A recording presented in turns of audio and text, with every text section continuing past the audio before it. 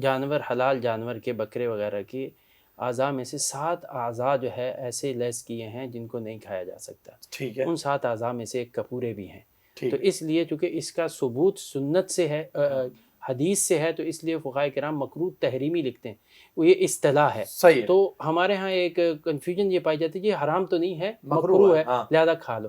یہ فقہا کی اپنی وضع کردہ ایک اصطلاح ہے کہ جس کا ثبوت قطعی ثبوت ہو اس کو کہتے ہیں یہ حرام ہے، ہاں. اور جو حدیث کے ذریعے سے ثابت ہو اس کو وہ کہتے تھے مکروہ تحریمی، ہوتا وہ بھی حرام ہے. صحیح. نہ مکروہ تحریمی کھانا کی اجازت ہے اور نہ ہی صریح حرام کھانے کی اجازت ہے. لہذا کپور ان 7 اعضاء میں سے ہے جن کی شریعت نے ممانعت کی ہے. لہذا یہ جو کھانے کا ہمارے ہاں ایک رواج بن گیا، اور اس کا کانسیپٹ پتہ نہیں اس کانسیپٹ میں کیا کیا ہم نے شامل کر لیا کہ کیا کیا حاصل ہو جائے گا. ایسا کچھ بھی نہیں ہے. طبی لحاظ سے بھی، ڈاکٹری لحاظ سے، میڈیکل سائنس بھی اس کو ڈینائی کرتی ہے کہ ایسا کچھ حاصل نہیں ہوتا کہ بندے کے اندر بھرپور جوانی جو ہے کپورے کھانے سے آ جائے گی. ایسا کچھ نہیں ہے.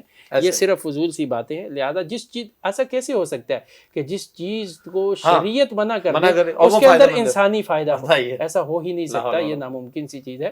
جب شریعت نے منع کیا تو لازمی بات ہے اس میں فائدے کے بجائے نقصان ہے. لہذا انسان کو شریعت کو مد نظر رکھنا چاہیے، نہیں کھانے چاہیے. ٹھیک ہے مفتی صاحب، بہت مختصراً وہ جو بقیہ 6 چیزیں اگر ان کے نام بھی آپ بتا جی، وہ شرمگاہ ہیں، ان کی حدود ہیں، مسانہ ہیں، یہ چیزیں ہیں جس کو شریعت نے منع کیا ہے. ٹھیک ہے. زبان کھا سکتے ہیں؟ ہاں، زبان کھا سکتے ہیں، اوجڑی کھا سکتے ہیں، پائے کھا سکتے ہیں، یہ ان چیزوں میں نہیں آتی. حدود ہے، مسانہ ہے، اور اگلی پچھلی شرمگاہ ہے، یہ اس کے ساتھ کپورے ہیں، یہ وہ بنیادی چیزیں ہیں. ہاں، ظاہر سی بات ہے، اسلام تو ویسے ہی طہارت کا جو ہے نا وہ حکم دیتا ہے.